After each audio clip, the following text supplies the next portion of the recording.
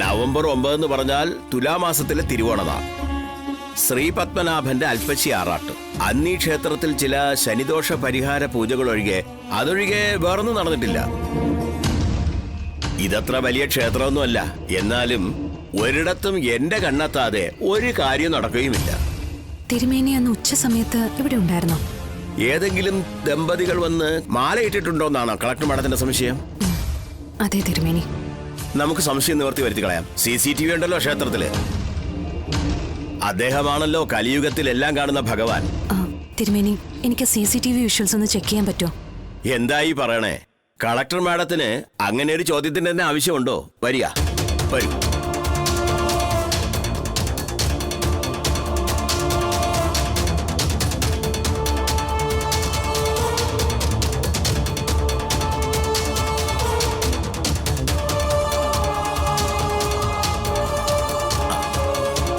വരണം madam.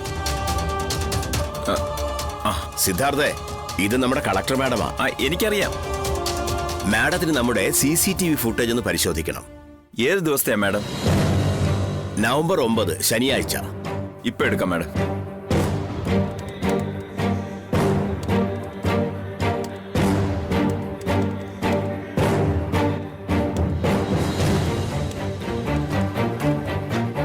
ഇങ്ങോട്ടിരിക്കണം madam.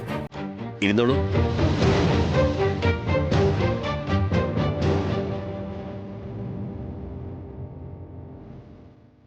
ഇതാ നോക്കണം മാഡം. ഇതാണ് നവംബർ 9 CCTV വിഷ്വലുകൾ.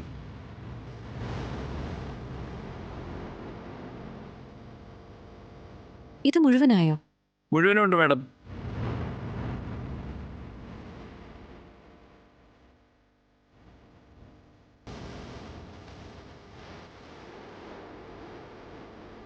എന്തായി, കിട്ടിയോ? ഇല്ല. ഞാൻ പറഞ്ഞില്ലേ മാഡം, അന്നിവിടെ ഒരു വിവാഹം നടന്നിട്ടില്ല. വളരെ നന്ദി തിരുമേനി. എന്താ മാഡം, എന്തെങ്കിലും പ്രശ്നം? ഏയ്, ഇതൊരു പേഴ്സണൽ അന്വേഷണമായിരുന്നു. ഓ, അപ്പോ ഞാൻ വരട്ടെ. ശരി മാഡം.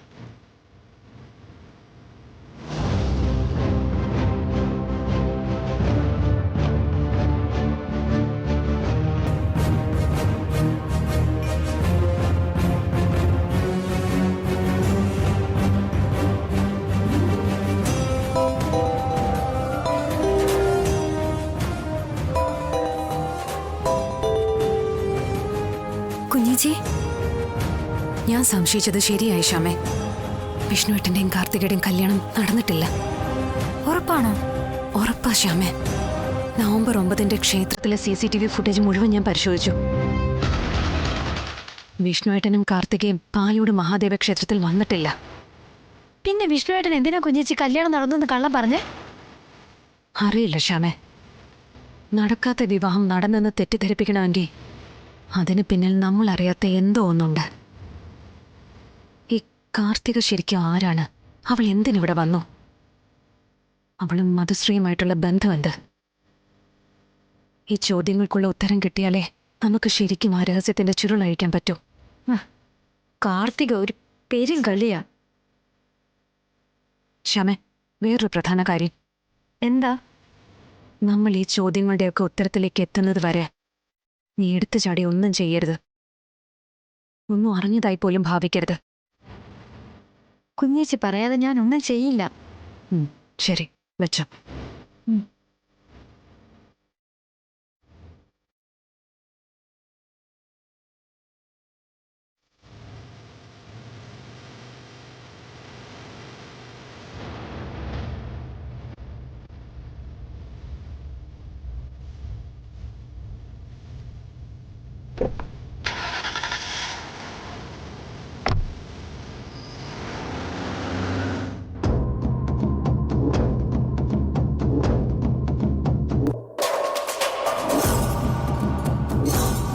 ഭൂമി പിളർന്നെന്നും ചിലർ അന്തർദാനം ചെയ്തെന്നും ഇരിക്കും. അന്ന് പശ്ചാത്തപിക്കാൻ ഇടവരരുത്. പാതിവൃത്യം ജീവനേക്കാൾ വലുതായി കാക്കുന്ന ഒരു സ്ത്രീയുടെ വാക്കുകളാണിതെന്ന് ഓർത്തോ. സത്യാമ്മേ, ഈ ആഴ്ച ശാന്തിമുഹൂർത്തത്തിന് പറ്റിയ ദിവസമൊന്നുമില്ല. ഈ മാസം ഒട്ടുമില്ല.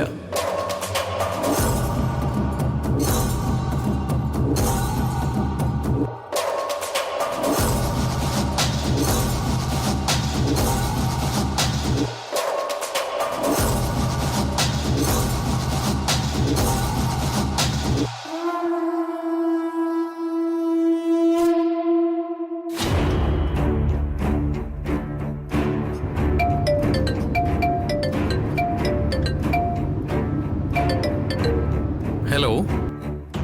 ആ ഞാൻ സത്യഭാമ. പറയൂ സത്യമ്മേ.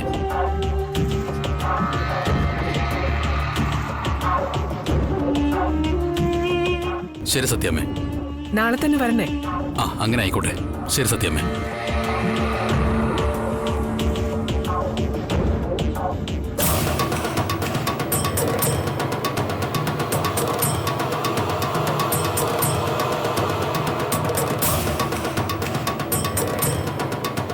എല്ലാത്തിനും നാളെ തന്നെ ഒരു തീരുമാനം ഉണ്ടാക്കി കാണിക്കും സത്യഭാമ.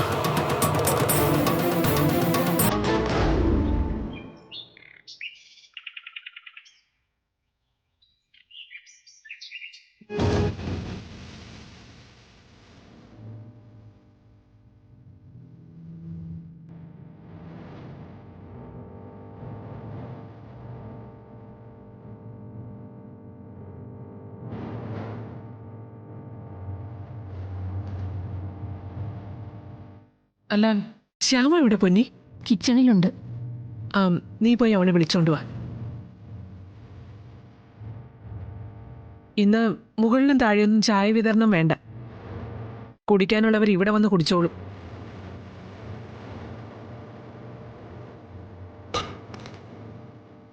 ആ പിന്നെ പൊന്നി, ആ ഒരു ചായയും കൂടി വേണേ. പപ്പിമോള് ചായ കുടിക്കുന്നില്ല സത്യമ്മേ. ഗസ്റ്റ് ആരെങ്കിലും ഉണ്ടോ? അതെന്തിനാ നീ അറിയുന്നത്? പറയുന്ന പണിയങ്ങ് ചെയ്താ മതി.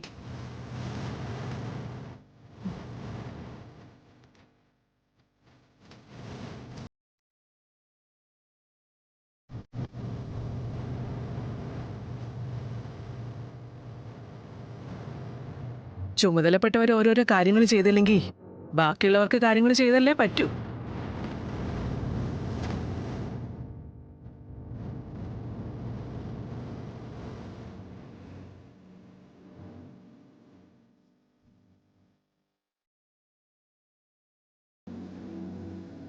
വിഷ്ണു, അവളെവിടെ? കാർത്തിക മുകളിലുണ്ട്. അവളെ പോയി വിളിച്ചോണ്ട് വാ. ചെല്ലടാ.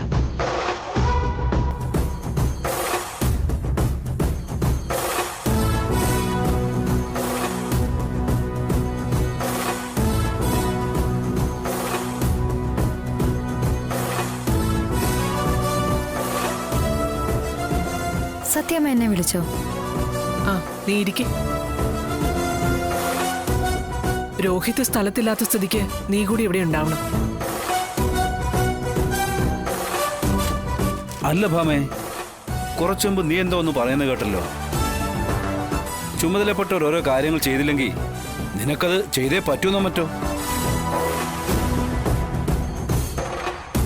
ഇപ്പോ നിനക്കിവിടെ രണ്ട് മരുമക്കളാണല്ലോ.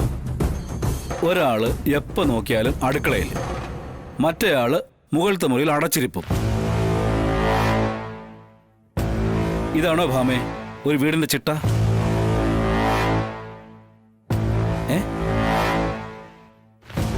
രാഘവേട്ട, അക്കാര്യം സംസാരിക്കാൻ വേണ്ടിയല്ല ഞാൻ എല്ലാവരോടും ഇങ്ങോട്ട് വരാൻ പറഞ്ഞത്. നീ എന്തോ വലിയ മലമറിക്കാൻ പോകുന്ന എനിക്ക് മനസ്സിലായി. പക്ഷേ ആദ്യം ഒരു വീട്ടമ്മ എന്നുള്ള നിലയിൽ നിന്റെ ചുമതലകൾ ആദ്യം തന്നെ നടക്കട്ടെ ഭാമേ. അതിനുശേഷം ആവാം ബാക്കിയെല്ലാം.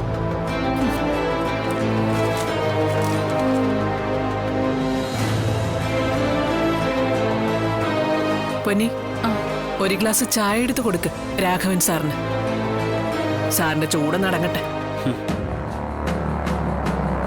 വരും.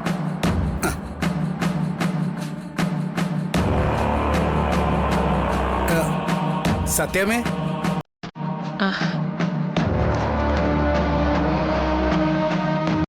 വരണം വക്കീലെ.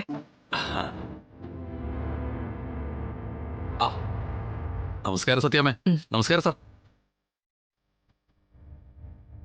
ആ ശിവരാമൻ വക്കീലായിരുന്നോ ഈ പറഞ്ഞ വിശിഷ്ട അതിഥി?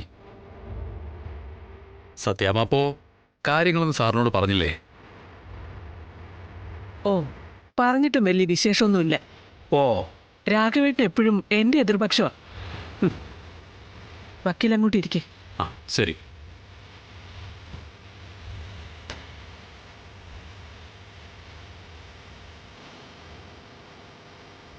സത്യാമ്മേ, കോടതിയിലേക്ക് കുടുംബങ്ങൾ വരാറുണ്ട്. പക്ഷെ കുടുംബത്തിലേക്ക് കോടതി വരുന്നത് അത്ര നല്ല ലക്ഷണമല്ല. സൂക്ഷിക്കണം കേട്ടോ. പൊന്നി, ആ വക്കീലിന് ചായ കൊടുക്ക്. ആ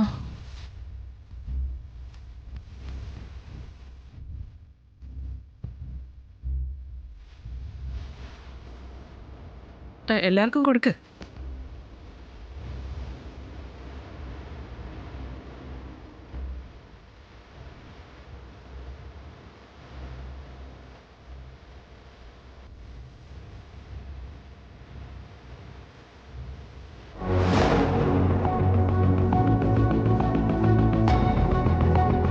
എടാ മോനെ, വിഷ്ണു നീ അങ്ങോട്ട് ഇരിക്കും.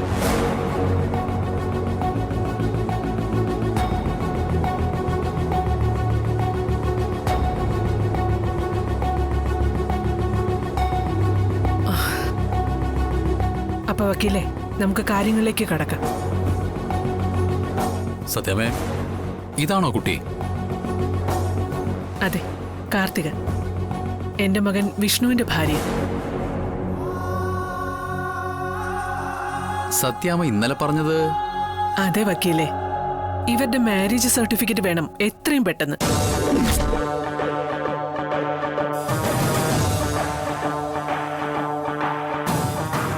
വിവാഹം അടുത്തിടെ കഴിഞ്ഞതല്ലേ ഉള്ളൂ സത്യാമ്മേ. അതെ. ക്ഷേത്രത്തിൽ വച്ചായിരുന്നു അല്ലേ? അതെ. ഏതായിരുന്നു ആ ക്ഷേത്രം? അത് എന്റെ ഈശ്വര, ക്ഷേത്രത്തിന്റെ പേരെന്തായിരുന്നു? അത് പിന്നെ എടാ, ക്ഷേത്രത്തിന്റെ പേരെന്തായിരുന്നു? ഞാനത് മറന്നു. അത് മറ്റേ കല്യാണം നടന്ന ക്ഷേത്രത്തില് അത് സംബന്ധിച്ച രേഖ ഉണ്ടായിരിക്കുമല്ലോ. അവരുടെ ബുക്കില് നിങ്ങൾ ഒപ്പിട്ടതല്ലേ? അതെ. അപ്പോ ബന്ധപ്പെട്ട തദ്ദേശ സ്വയംഭരണ സ്ഥാപനത്തില് നമുക്ക് മാരേജ് സർട്ടിഫിക്കറ്റിന് അപേക്ഷിക്കാം.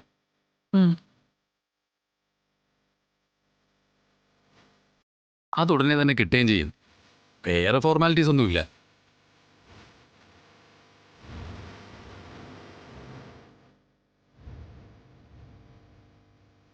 അല്ല, ക്ഷേത്രം ഏതാണെന്ന് പറഞ്ഞാൽ ഞാൻ തന്നെ പ്രൊസീഡ് ചെയ്യാം. നിങ്ങളൊന്നും അറിയണ്ട. വിഷ്ണു, ക്ഷേത്രത്തിന്റെ പേര് പറയടാ. എന്റെ ദൈവമേ, പെട്ടല്ലോ.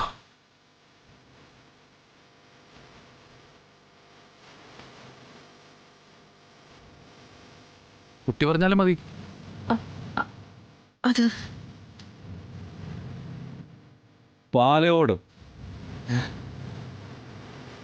പാലയോട് മഹാദേവ ക്ഷേത്രം.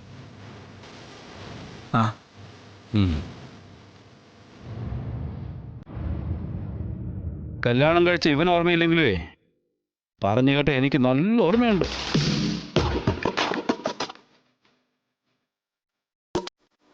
അല്ല ഭാമേ, ഇപ്പൊ പെട്ടെന്ന് എന്താ ഈ വിവാഹ സർട്ടിഫിക്കറ്റിന്റെ ആവശ്യം? അവകാശം ചോദിച്ച് കേറി ഇറങ്ങുന്നു ചില കീടങ്ങൾ. ദേ, സത്യഭാമയ്ക്ക് പേടിയുണ്ടായിട്ടൊന്നും അല്ല. ഇനി വരുമ്പോ എടുത്തങ്ങ് കാണിച്ചു കൊടുക്കണം. പിന്നെ ശല്യം ഉണ്ടാവൂലല്ലോ. ചെയ്യുന്നത് നീതിയാണെങ്കിലേ അതിൽ തർക്കമൊന്നും ഉണ്ടാവില്ല ഭാമേ. ചുമ്മാ രാഘവേട്ട. അല്ല, ആരവകാശം ചോദിച്ചു വരുന്ന കാര്യമാണ് പറഞ്ഞത്? ഇവന്റെ ഭാര്യ തന്നെ, ശാലിനി. അല്ല, ശാലിനി അല്ല, വിഷ്ണുവിന്റെ ഭാര്യ. ദേ, ഈ നിൽക്കുന്ന പെൺകുട്ടിയാ കാർത്തിക. എനിക്ക് മനസ്സിലായില്ല സത്യാമ്മേ. ഇതിനു മുമ്പ് ശാലിനിയെ വിവാഹം കഴിച്ചിട്ടുണ്ടോ വിഷ്ണു? ഉണ്ട്. അത് പ്രശ്നമുള്ള കാര്യമല്ല. ആദ്യ ഭാര്യയുടെ ഡെത്ത് സർട്ടിഫിക്കറ്റ് അല്ലെങ്കിൽ ഡിവോഴ്സ് ഉണ്ടെങ്കിൽ മാരേജ് സർട്ടിഫിക്കറ്റ് കിട്ടും. അല്ല, അതിന് കല്യാണം കഴിഞ്ഞല്ലോ, ഇനി എന്തിനാ ഡിവോഴ്സ്? ആദ്യത്തെ ബന്ധം വേർപെടുത്താതെ വിഷ്ണു വേറെ വിവാഹം കഴിച്ചെന്നാണോ സത്യാമ്മ പറയുന്നത്? ബന്ധം വേർപെടുത്തിയിട്ടൊന്നുമില്ല. How can it be? It's a crime.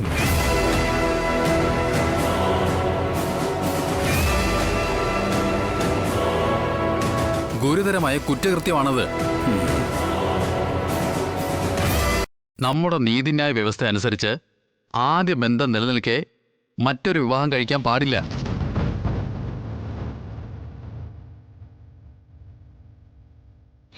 അതിനെ സത്യഭാമയുടെ വീട്ടിനെ ഇന്ത്യൻ നീതിന്യായ വ്യവസ്ഥ ബാധകമല്ലല്ലോ വക്കീലേ. ഇവിടെ സത്യഭാമയുടെ നിയമമല്ലേ.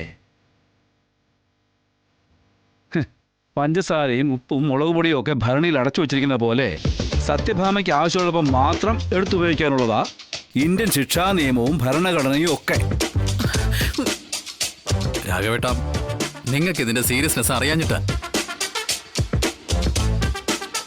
ആ കുട്ടി ഒരു കടലാസ് കൊടുത്താ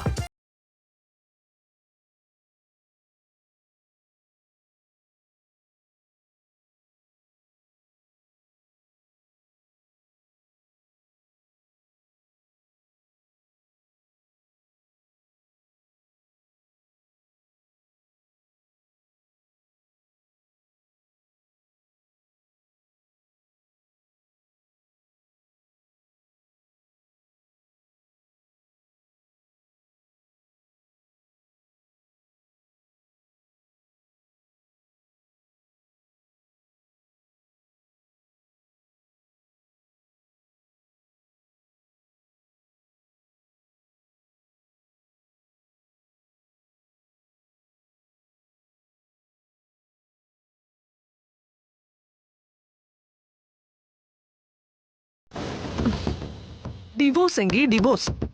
അതിന് വേണ്ടത് എന്താണെന്ന് വെച്ചാൽ ചെയ്യണം.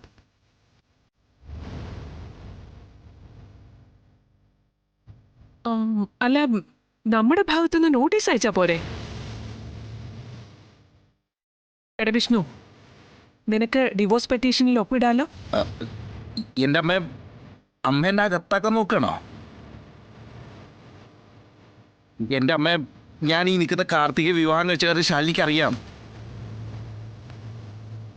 അതിന് പിന്നാലെ ഡിവോഴ്സ് നോട്ടീസ് അയക്കാന്ന് പറഞ്ഞ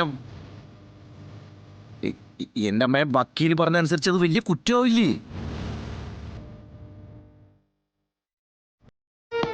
അത് മാത്രമല്ല, അയാൾ ഇപ്പോഴത്തെ പോസ്റ്റ് വെച്ചിട്ട് ഒരു ഫോൺ കോൾ മതി എന്നെ പിടിച്ച് ലോക്കപ്പിലാക്കാൻ. അത് റിസ്കാ.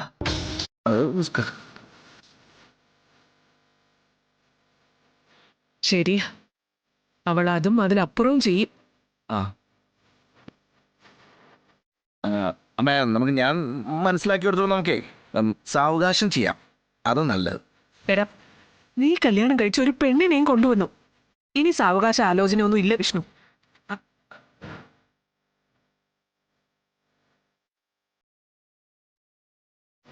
വക്കീലേ, ആദ്യം ഡിവോഴ്സ്, അത് കഴിഞ്ഞാൽ മറ്റെന്തോ ആലോചിക്കാൻ പറ്റൂ.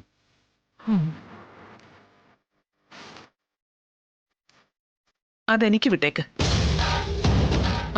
വക്കീല് പേപ്പേഴ്സ് ഒക്കെ കൊണ്ടുവന്നിട്ടില്ലേ? ഉണ്ട്.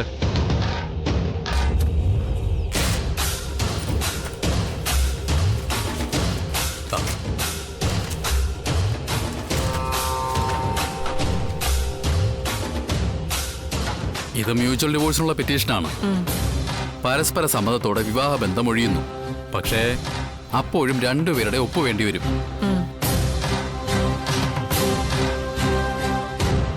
വിഷ്ണുവിന്റെ വിവാഹം കഴിഞ്ഞ കാര്യം പെൺകുട്ടിക്ക് അറിയാവുന്ന സ്ഥിതിക്ക് അതെനിക്ക് വിട്ടേക്കാൻ പറഞ്ഞില്ലേ? ഉപദേശത്തിന് നന്ദി. എന്നാ ശരി, ഞാൻ ഇറങ്ങുവാ.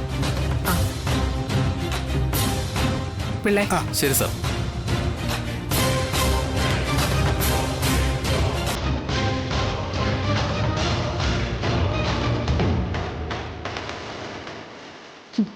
അവളിപ്പം വലിയ കളക്ടറായി, സത്യഭാമയേക്കാൾ ഉയരത്തിൽ.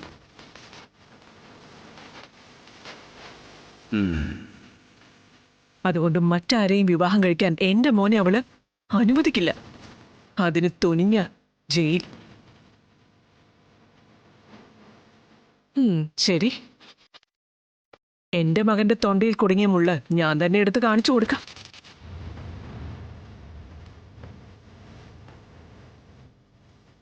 അപ്പം മനസ്സിലാകും ചെയ്യേണ്ട സമയത്ത് ചെയ്യേണ്ടത് എന്താണെന്ന്. മനസ്സിലായോ?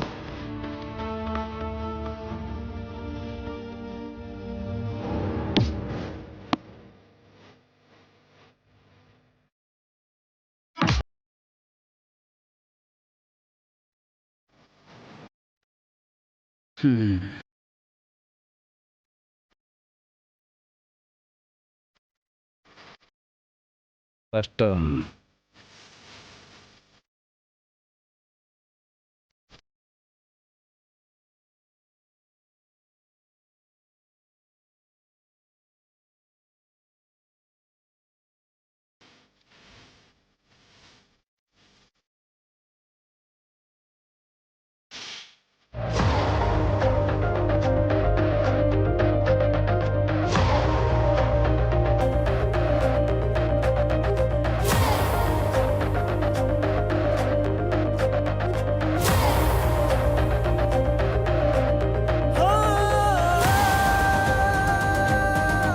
ഡിവോഴ്സ് എങ്കിൽ ഡിവോഴ്സ്. അതിന് വേണ്ടത് എന്താണെന്ന് വെച്ചാൽ ചെയ്യണം. എന്റെ മകന്റെ തൊണ്ടയിൽ കുടുങ്ങിയ മുള്ള് ഞാൻ തന്നെ എടുത്ത് കാണിച്ചു കൊടുക്കാം.